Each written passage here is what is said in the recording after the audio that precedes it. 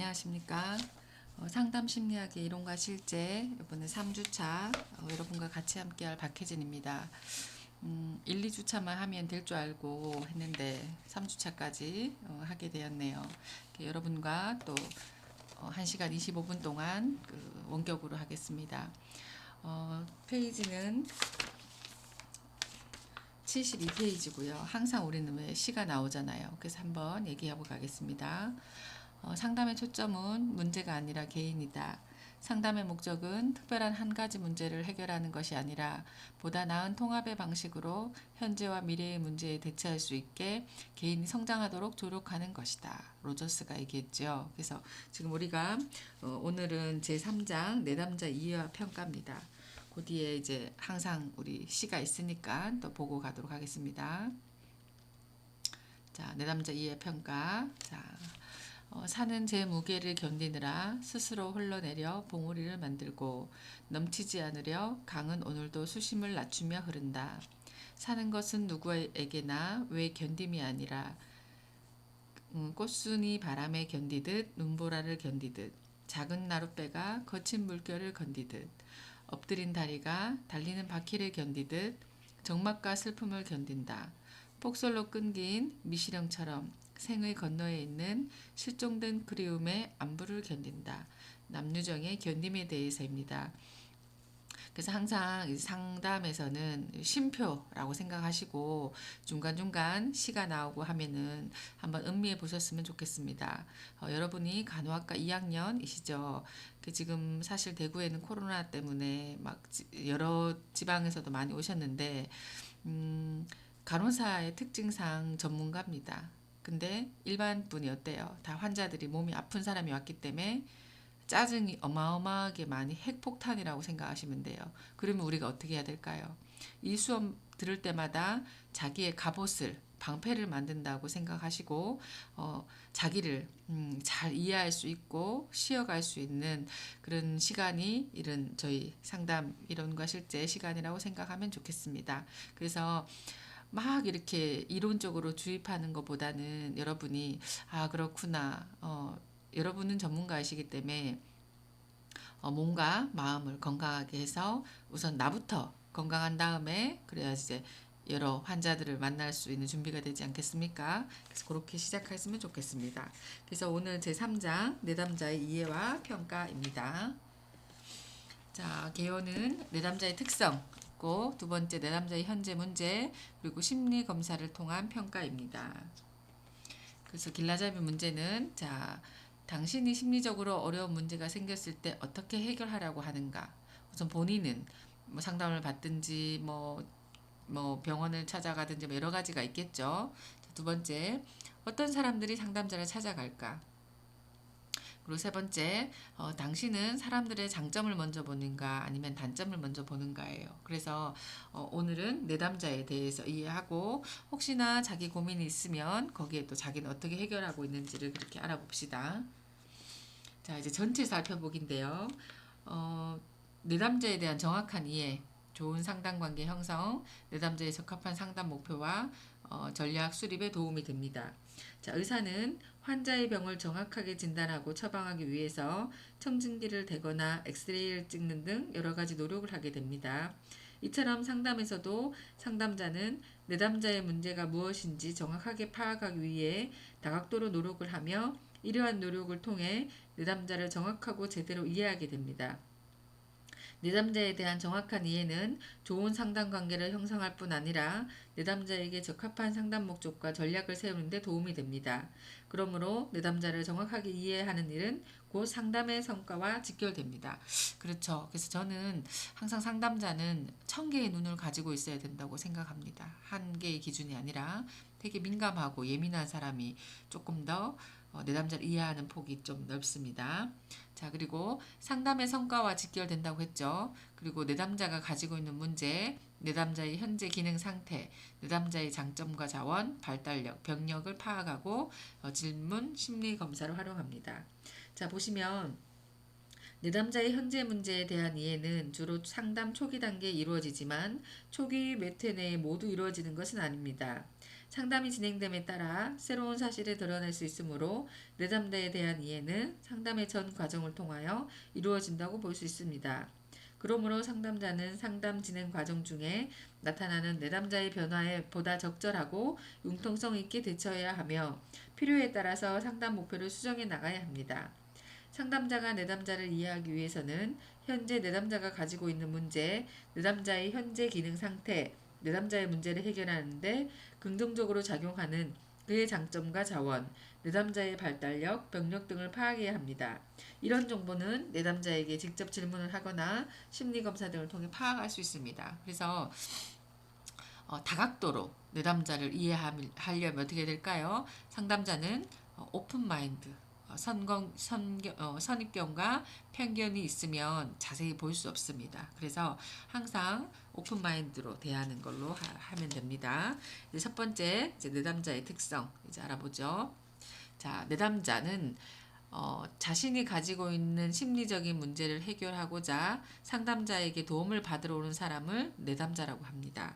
그래서 정서적으로는 우울, 분노 등 정서적 혼란을 경험하거나 인지적 왜곡이 많거나 지나치게 경직됐거나 현실 괴리감이 있거나 행동에서는 다양한 문제, 거식증, 불면 중독 등이 있겠죠. 그래서 우리가 내담자를 이제 이해하는 시간이 됐습니다.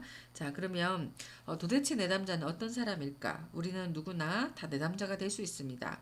사실 저도 상담을 경험하고 나서 이쪽으로 진로를 바꿨기 때문에 여러분도 한번 고민 있는 분들도 있으면 간호사지만 또 이런 심리 쪽에도 관심이 있는 분도 있을 것이라고 믿습니다. 자, 사람이 태어나 인생이란 항해에서 태풍이나 큰 파도를 만나지 않고 순탄하게 향하는 경우도 있겠지만 그러지 못한 사람도 많이 있습니다. 그래서 감당하기 어려운 큰 충격을 받거나 그럼 헤어나기 어려워합니다. 그리고 비슷한 일을 경험하더라도 사람마다 그 일을 받아들이는 마음에도 차이가 있습니다. 내담자가 가지고 있는 심리적인 문제의 특성과 발생 배경에 대해서 이해한다면 내담자에 대해서 정확하고 깊은 이해가 그 해결책을 찾을 수 있을 것이라고 봅니다. 자, 내담자의 문제의 특성. 내담자의 문제는 정서적, 인지적, 행동적으로 볼 수 있습니다. 아까 첫 번째 우울, 분노, 정서적 혼란 경험 있죠. 모든 사람이 정도의 차이는 있지만 내담자들은 일반적으로 사람들이 경험하는 경험보다 더 심한 정서적 혼란을 경험합니다. 이러한 경험은 주로 과거에 해결되지 않은 자신의 감정을 충분히 표현하지 못하고 억압하는 데서 비롯됩니다. 자, 예를 들어 권위적인 아버지에 대한 불만을 해결하지 못한 내담자는 아버지에 대한 강한 분노를 가지게 되고 이런 감정은 성인이 된 후에도 현실 생활의 불안과 긴장을 얘기합니다. 또한 이러한 긴장과 불안을 해소하기 위해서 때로는 아버지가 아닌 타인에게 폭력을 휘두르거나 물건을 훔치는 등의 문제 행동을 보이기도 합니다.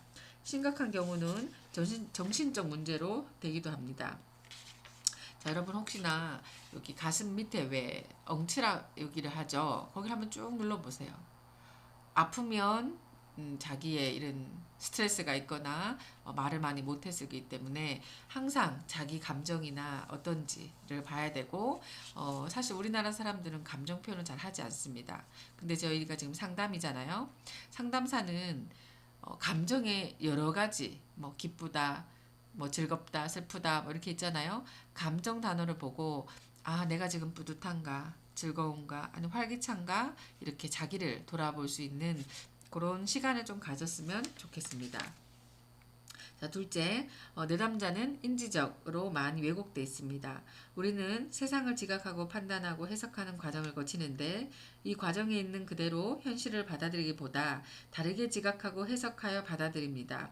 특히 내담자들은 지나치게 경직되어 있거나 극단적이며 현실과 다른 생각을 가지고 있어 현실을 왜곡하거나 그렇습니다. 그래서 예를 들면 모든 사람과 관계가 좋아야 한다는 생각을 가진 사람이라면 싫어하는 사람이 있거나 누군가와 관계가 좋아하지 않을 경우 되게 힘들어합니다. 사실 모든 사람과 긍정적인 관계를 유지하는 것은 현실적으로 불가능한데도 그런 생각 때문에 심리적으로 고통을 경험하는 게 있습니다. 저 또한 상담 전공이다 보니까 다 사랑받고 싶지 않겠습니까? 그래서 100명 있으면 100명 다 잘 지내고 싶었습니다. 근데 그렇게 하다 보니까 저를 싫어하는 사람들도 있고 이렇게 있다 보면 그걸 받아들이기가 참 어려웠던 것 같아요. 저도. 그래서 가만히 생각 보면 이제 어린 시절에 저희 집안 얘기가 있겠지요.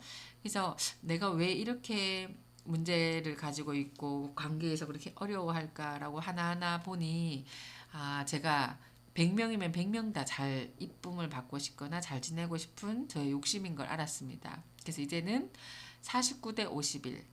갈 사람은 가고 날 지켜줄 사람은 있구나. 그래서 다 잡으려고 하지 않는 거를 경험했습니다.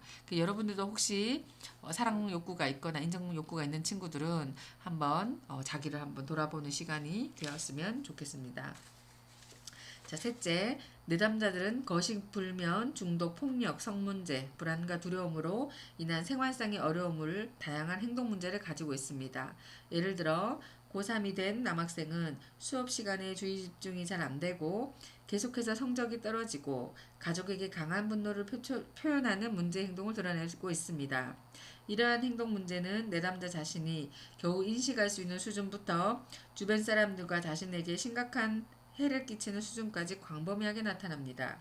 내담자들이 가지는 정서, 사고 및 행동상의 문제는 어느 한 영역에서만 문제가 되는 경우도 있고 모든 영역에서 문제가 있는 경우도 있습니다.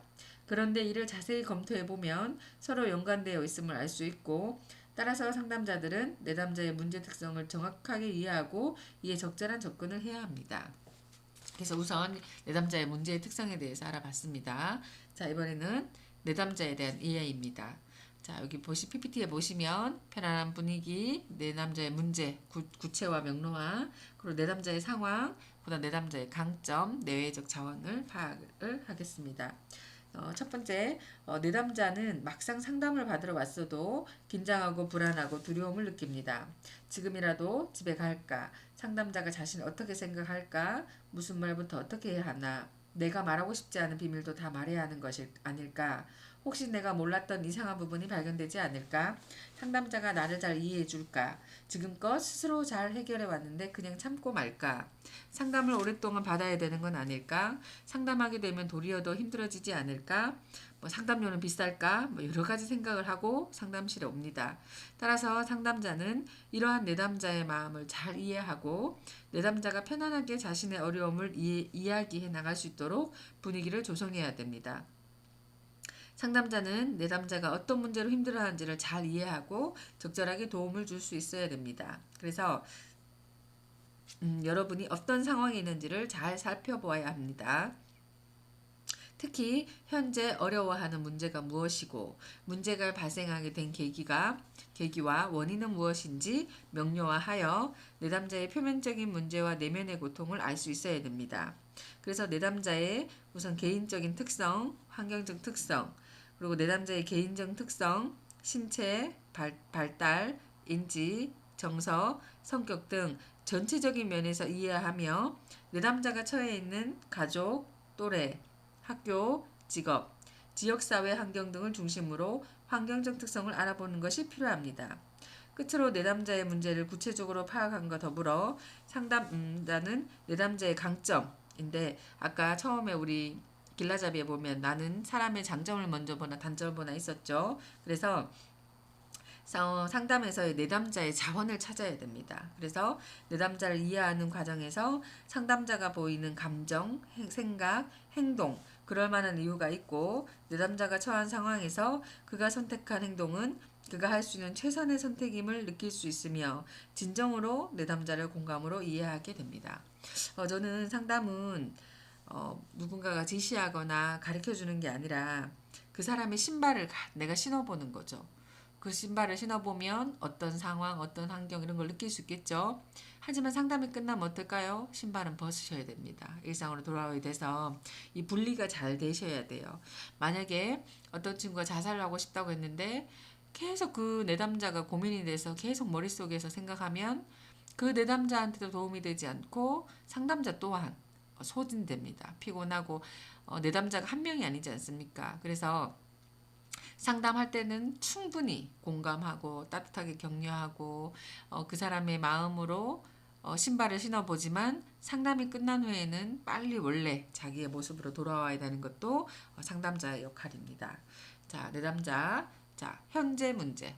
자, 보면 PPT에 도움을 청하는 이유, 발생 배경, 동기평가, 환경적 특성, 심리상태 평가, 내담자의 장점이 있죠. 자, 이제 하나하나 보면, 자, 도움을 청하는 직접적인 이유. 자, 내담자가 상담자에게 오는 목적은 도움을 받기 위해서고, 그 목적은 내담자마다 다릅니다. 어떤 내담자는 도움을 청하기 위해서, 어떤 내담자는 자신의 성격을 고치고 싶어서, 혹은 대인관계에서 겪는 갈등을 해소하기 위해서 상담자를 찾아옵니다. 내담자마다 상담을 하러 오게 된 이유가 다르므로 상담에게 오게 된 직접적인 동기가 무엇인지 구체적으로 파악해야 됩니다. 상담자는 무엇을 얘기하고 싶으십니까? 제가 어떤 점을 도와드리면 될까요? 라는 질문을 통해서 내담자가 도움을 청하는 직접적인 이유를 탐색하여야 합니다. 두 번째, 내담자가 도움을 청하는 것이 왜 지금 문제가 되는가예요. 내담자가 지니고 있는 심리적인 문제는 대부분 아동기에 부모나 양육자와의 관계에서 비롯되어 유아기, 아동기, 청소년기, 성인기 과정에 잠재해 있다가 견딜 수 없는 스트레스 상황에 노출되는 경우가 많습니다. 예전에는 일상생활에 별 지장을 받지 않고 적응을 하다가 왜 지금 상담이 필요한가, 어떤 문제가 현재 생활을 하기 어려울 정도로 힘들게 하는가를 탐색하는 경우입니다. 이런 문제를 탐색하는 것은 내담자의 현실 적응력을 방해하는 이유로 분명히 할 수 있으며, 이를 통해 내담자가 문제를 격도로 만든 촉발 요인을 알아내야 합니다. 현재 문제가 어떤 이유로 발생했는지를 이해하였다면 예전에는 어땠는지 살펴보아야 합니다. 예전에도 비슷한 경험을 한 적이 있는지, 구체적으로 어떤 문제인지, 어떻게 해결했는지 살펴봄으로써 문제가 어느 정도 진행되고 내담자가 어려운 고통 속에서 어떻게 버틸 수 있는지를 알 수 있게 됩니다. 자칫 잘못하면 상담자의 호기심으로 내담자의 과거를 묻는 것처럼 보일 수 있지만 과거의 반복적인 경험들로 인한 감정들을 탐색하는 것이 목적입니다. 셋째로 현재 문제로 인해 내담자가 어떤 증상을 나타내는 것을 파악하며 증상이 내담자의 일상에 어떤 영향을 미치는가를 명확히 이해해야 됩니다. 상담자는 이것이 현재 어떤 문제가 되는지, 이 문제에 영향을 어떻게 주는지 정도, 자아 정도 등 여러 가지를 살펴볼 수 있습니다. 자, 두 번째, 현재 문제의 발생 배경입니다. 내담자가 무엇 때문에 상담을 받으려 하는지에 대하여 어느 정도 파악한 다음에는 그 문제가 발생하게 된 배경을 확인함으로써 문제를 보다 명확하게 이해할 수 있습니다. 그래서 현재 문제는 언제 어떻게 발생되었는지, 내담자는 현실적으로 어떤 상황에 처했는지, 문제가 발생하게 된 환경적 내적 요인은 무엇인지, 문제가 발생하고 나서 그것을 해결하고자 어떤 노력을 해왔는지, 왜 해결할 수 없는지를 알아보셔야 되고, 이때 한 가지 주의해야 할 사항은 내담자에게 일방적인 질문만을 해서는 안 된다는 것입니다.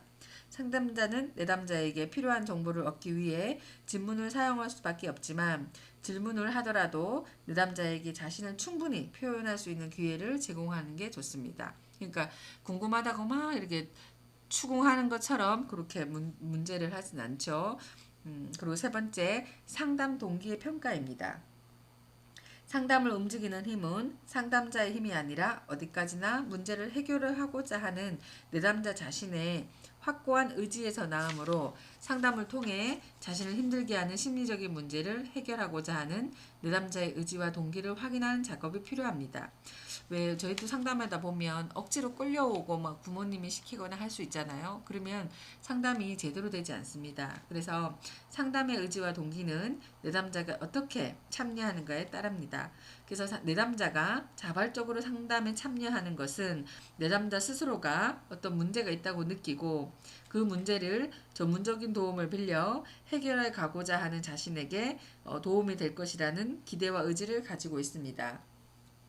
하지만 비자발적 내담자는 자신의 의지와 동기 없이 다른 사람에게 이끌려 참여하기 때문에 동기가 되게 약합니다. 아까 말씀드린 것처럼 엄마가 끌고 왔으면 한 번만 오고 그 다음부터는 안 오겠죠. 잘. 그래서 자발적, 비자발적 이게 참 중요합니다. 그리고 그들은 왜 상담을 받아야 되는지 납득하지 못하고 수용하지 못하고 자신에게는 상담을 받아야 할 아무 문제가 없다고 믿습니다. 이런 내담자는 어떨까요? 나는 아무 문제가 없고 그런데 왜 내가 상담받아야 하는지 좀 적개심이 생기겠죠. 그래서 현재의 심리 상태를 이해해주고 너는 문제가 없는데 왔구나 이렇게 수용해주는 것이 우선이고 상담 여부가 내담자 자신의 선택에 달려있는 점을 확고히 하는 것이 필요하고 동기를 평가하는 게 중요합니다. 그래서 상담이란 어떤 것이라고 생각하나 상담을 통해 무엇을 할 수 있다고 생각합니까? 상담이 내담자에게 어떤 도움을 줄 거라고 생각하는지 상담을 통해서 해결하고 싶은 문제가 있는가를 체크하셔야 됩니다. 자, 네 번째, 환경적 특성입니다. 내담자의 문제는 내담자가 처한 환경적 특성을 살펴보면 더 정확하게 파악할 수 있습니다. 그 첫 번째가 가정환경입니다. 내담자를 이해하기 위해서 그의 가정환경을 파악할 때 중요하게 고려해야 될 점은 내담자가 결혼을 한 성인인 경우 원가족뿐만 아니라 결혼 후 형성한 가족 및 배우자의 원가족을 포함 가정환경입니다. 내담자의 가족 구성원은 누구인지, 내담자에게 중요한 가족군은 누구인지, 그의 성격적 특징은 무엇인지, 내담자의 관계는 어떤지, 가족 분위기는 어떠했는지, 내담자는 어떻게 성장하였는지 등을 파악하고 과정 환경을 살펴볼 때 유전적인 질환으로 생길 수 있는 문제의 경우 가족의 병력에 대해서도 물어보셔야 됩니다. 두 번째는 기타 환경입니다. 내담자를 이해하기 위해서는 가정 환경뿐만 아니라 내담자를 둘러싸고 있는 전체 환경을 파악하게 됩니다. 그래서 여러 가지 가정 환경, 또 또래 및 동료 환경, 학교 또는 직업 환경, 지역 상해 환경, 취미 생활까지도 알아내면 좋겠죠. 그래서 또래 관계나 동료 관계는 모든 연령의 내담자에게 중요한 환경적 요소입니다. 그리고 인간이 독립할 만큼 성장한 이후부터는 일과 직업 환경이 삶에서 중요한 위치를 차지합니다. 따라서 상담자가 내담자의 직장 생활이 어떠한지를 면밀히 파악하는 것은 내담자를 이해하고 돕는 데 매우 중요한 의미를 갖고 있습니다. 지역사회에서는 내담자의 가정, 학교, 직장 등이 있는 기초 환경으로 내담자에게 직접적으로나 간접적으로 많은 영향을 끼칩니다. 지역사회 환경을 파악하기 위해 고려해야 할 것으로 지역사회의 물리적 환경, 구조적 환경, 문화적 환경, 지역사회와 가정환경 등의 관계가 있습니다. 그래서 아까 처음에도 말씀드린 것처럼 다각도로 내담자를 봐야 되고 있죠. 지금 여기에서도 그렇죠. 중간에 PPT 보시면 사람이 있고 여러 가지로 보고 그 친구를 이제 이해하는 걸로 보시면 됩니다. 그리고 다섯 번째, 심리상태 평가. 상담자는 내담자의 외모, 태도, 운동기능 및 활동 수준, 의식기능 수준, 정서상태, 기분, 언어, 사고의 내용과 과정, 지각, 지적기능, 자기인식, 통찰기능과 판단력, 약물 중독과 중독, 자기나 타인을 해칠 위험 등을 자세히 관찰함으로써 내담자의 정신 상태를 평가합니다. 상담자는 이들 변이 모두를 평가함이 아니라 내담자와 그 문제의 상담 장면에 맞는 평가를 하는 것입니다. 그래서 상담자가 처음에 내담자를 봤을 때 전체적인 모습, 외모, 태도 이런 거를 보죠. 먼저 외모가 단정하지 않거나 부적절하게 차려입은 경우 이를 유념해서 기록합니다. 그래서 처음에 면접할 때도 저희가 적죠. 그리고 약물 중독에 빠졌거나 심각한 정신건강 문제를 가지고 있으면 종종 자기관리를 소홀히 합니다. 상담자는 상담을 진행할 동안 내담자가 상담자에게 보이는 태도가 절대적인지 의심이 많은지 내담자의 활동 수준이 너무 많은지를 알아보고 내담자의 호흡, 눈맞춤, 정서에 대한 반응, 언어화 능력 등을 관찰해서 의식이 충분히 깨어있는 수준을 파악하셔야 합니다. 그리고 현 상황에 대한 지각입니다.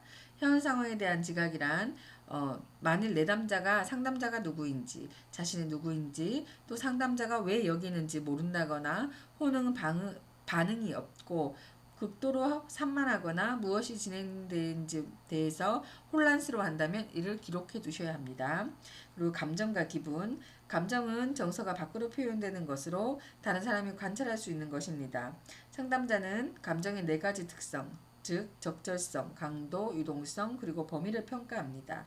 예컨대 내담자가 사랑하는 사람의 죽음을 이야기하거나 웃거나 활기차 보인다면 적절하지 않은 반응입니다. 그리고 감정이 매우 빨라 예기치 못하거나 오르락내리락 하는 감정 변화는 불안정한 것으로 기술합니다. 마지막으로 여러 가지 정서 표현, 복잡성과 다양성을 의미합니다. 그래서 내담자가 다양한 감정을 느끼는가, 그 느끼는 감정의 강도가 적절한가. 예를 들어 내담자의 분노, 슬픔 등 하나의 감정에 매여 있거나 현실 상황에 맞지 않게 지나치게 낮은 혹은 높은 강도로 반응할 때 범위가 제한된다고 볼 수 있습니다. 그리고 사고의 내용과 과정. 상담자는 사고의 다음 세 가지 특성을 평가합니다. 첫째, 사고의 내용이 얼마나 실제에 가까운가. 둘째, 사고를 얼마나 조절할 수 있는가. 셋째, 사고가 얼마나 조직적인가입니다. 내담자들의 생각을 살펴보면 비합리적이거나 융통성이 없거나 비현실적인 경우가 있습니다. 그래서 페이지 81쪽 보시면 당신의 생각이 외부의 어떤 힘에 의해 통제되는 것처럼 느끼는가요? 당신의 겉으로 표현하지 않았는데도 사람들이 당신의 생각을 알 수 있을까요? 어떤 생각이 당신의 머릿속에 침투하여 그것이 스스로의 생각이 아닌 것처럼 느껴질 때가 있을까요? 여러 가지가 있겠죠. 그래서 여러분이 상담자는 내담자의 호소 문제나 현재 상태가 상담보다 치료가 필요하다고 생각하거나 약물 치료 등이 병행되어야 한다고 생각하면 다른 기관의 도움을 받아서 내담자의 문제를 도와야 합니다. 그리고 다섯 번째, 지각. 청각이나 시각적 환각은 매우 드물긴 하지만 상담자는 내담자에게 환각 증상이 있는지 유의해야 합니다. 그래서 다른 사람이 보거나 듣지 못하는 것을 보거나 듣습니까? 이런 여러 가지 특성을 지각 상태로 확인하셔야 됩니다. 그리고 지적 기능. 이것도 지적 기능은 손상은 기본 생활하는데 유지가 필요할 때 필요한 능력이므로 영향을 줄 수도 있고 주지 않을 수도 있습니다. 하지만 기억력 문제, 은둔화 추상화, 이해 부족, 낮은 언어 능력, 지적 기능의 능력을 중요한 표지입니다. 그래서 저희가 원래 정신건강 무슨 검사할 때 숫자를 7자리씩 건너서 거꾸로 얘기해 보세요. 당신의 이름을 이것을 읽고 거기에 쓰인 대로 해보세요. 대한민국을 거꾸로 말해보세요. 이렇게 하는 게 있습니다. 그리고 자기인식. 자기인식은 자기에 대한 인식인데 정체감 혼란, 청소년기나 위기 또는 변화의 시기에서 나타나는 정상적인 현상이기도 합니다. 그래서 때때로 나는 누구인지 모르겠다고 느낍니까? 당신의 생각과 느낌이 온전하게 당신의 것이 아닌 것 같습니까? 당신의 느낌이 현실적이라고 생각됩니까? 라고 이렇게 질문을 통해서 알아보셔야 됩니다. 그리고 8번 통찰 기능과 판단력입니다. 통찰 수준을 평가하려면 내담자가 자신의 문제를 얼마나 포괄적으로 이해하고 있는지를 설명해야 되는지에 유의하셔야 됩니다. 그리고 약물 중독. 약물 중독은 모든 형태의 언어적, 비언어적 행동에 영향을 줄 뿐만 아니라 의식, 행동, 인지 능력에 영향을 줄 수 있습니다. 그리고 타인과 타인을 해칠 위험이 있는지, 상담자는 내담자가 자신의 타인에게 위험한 일을 할 개연성이 있는지를 알아보셔야 합니다. 그래서 내담자의 현재 문제에 대해서는 다 하나하나 알아보셔야지 그 내담자를 이해하는 데 도움이 되겠죠. 자, 그리고 내담자의 현재 문제. 도움을 청하는 직접적인 이유. 아까 제가 한번 쭉 읽었죠. 그래서 한번 정리하는 걸로. 현재 문제의 발생 배경. 그리고 동기평가, 환경적 특성, 심리 상태, 그리고 내담자의 장점까지 있습니다. 그래서 여러분 좀 쉬었다가 이제 2부에서 하겠습니다. 네, 아이고 목도 아프네요. 수고하셨습니다.